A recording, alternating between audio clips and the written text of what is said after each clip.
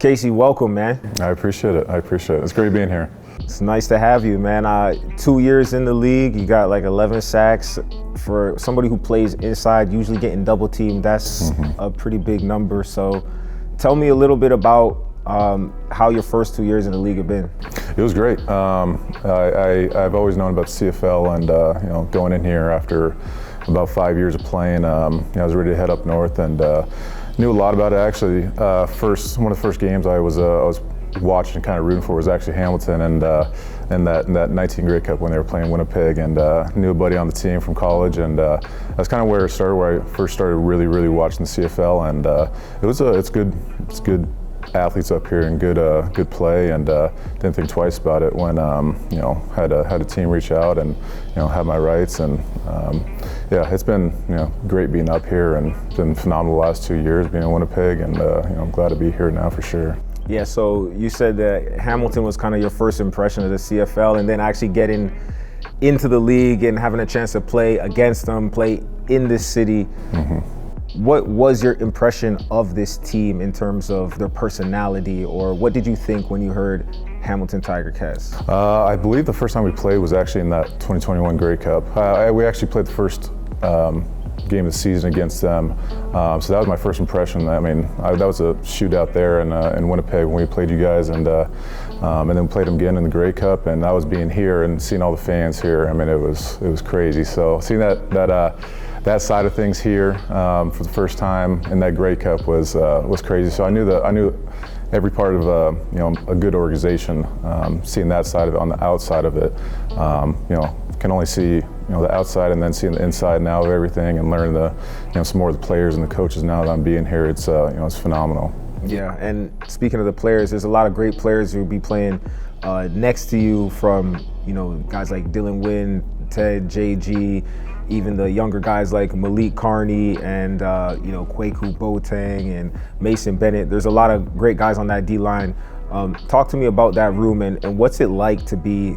What makes a great D-line? What makes a great D-line room? Yeah, I think the biggest thing is just kind of clicking together. My biggest thing throughout football the last 7 years since I've been out or so has been just communication. I think if we're all on the same kind of wavelength, and like I said, all kind of click together, that's the biggest thing. I saw those guys as soon as I got to the CFL. I'm a big film watcher, so I see all those guys kind of just rolling together, and I see that click that's there when they're playing. So, I've been watching them the last 2 years, and it's easily one of the best D lines that I've seen, since I've been in the CFL. Obviously, that was our biggest thing in Winnipeg, was we all clicked together. We all were on the same wavelength that I said, and so I saw that on film when I was watching this D line the last 2 years on film. So that was one of the biggest things that why I signed, is just the nature, just the competitiveness, and like I said, just the click that I see on film. So I could only imagine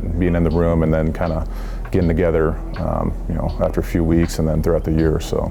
Yeah, and you talked about chemistry a little bit, or even culture.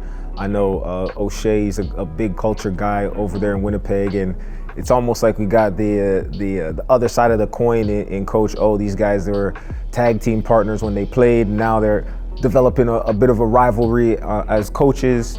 What have your conversations with Coach O been like so far? They've been great. He was pumped that I ended up signing here, and I'm glad to be here. And he's pretty similar personality-wise to Osh, and at the end of the day, they want to win. You can feel that feeling from him when you talk to him, and so every conversation that I've had with him has been phenomenal. And like I said, those two coaches are pretty similar, and I know they've played together, and I had the conversation with them kind of once we agreed, and it's pretty similar guys. At the end of the day, they want to win. They'll do anything to get that win in that Grey Cup at the end of the year.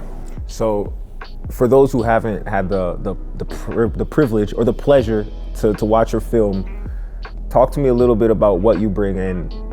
And you get 11 sacks. You tend to think somebody has like a special move. Are you a spin guy? Are you a bull rush guy? Are you how do you defeat blocks? What's your favorite way to get to the quarterback? Well, first of all, got to beat the run. That's the biggest thing. If you can't beat the run, you're not going to be able to pass rush the quarterback. So, biggest thing is for me is stopping that run and that first down, and then getting to the second down, and kind of getting after the quarterback. But my biggest thing is just having the motor at the end of the day. There's a few plays where you just kind of got to run 10, 15 yards to even be close to it, and you never know that that running back or wide receiver might spin back, and there's your big hit of the year. So that's the number one thing that I try and focus on is cardio and my motor. Those tackles that are towards the end of the year that people are that could be playoff or Grey Cup winning tackles.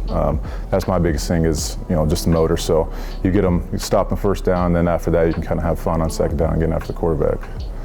What drives Casey? What gets you up in the morning every day and lets you have this? You sound like a pro. You obviously perform like a pro. You say you're a film guy. You're talking about the one tackle that you might have to run 15 yards for might be the tackle that wins a game. It's a different kind of mindset. What is the kind of thing that's driving you inside to allow you to look at the game like that? Man, it's I don't know. I think I've always had that motivation just to be great, man.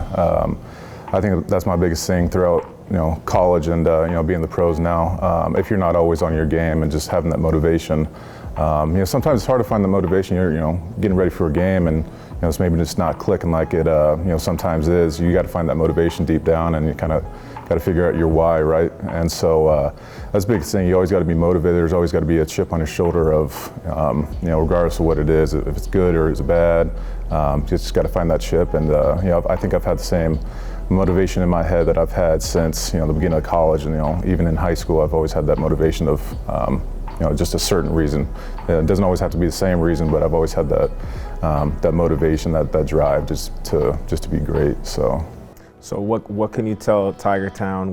Look into this camera right here over my shoulder and tell the fans something that they can look forward to this year. Well, the biggest thing is I want to get back to that Grey Cup, man. So and I know it's here, and that was my first Grey Cup.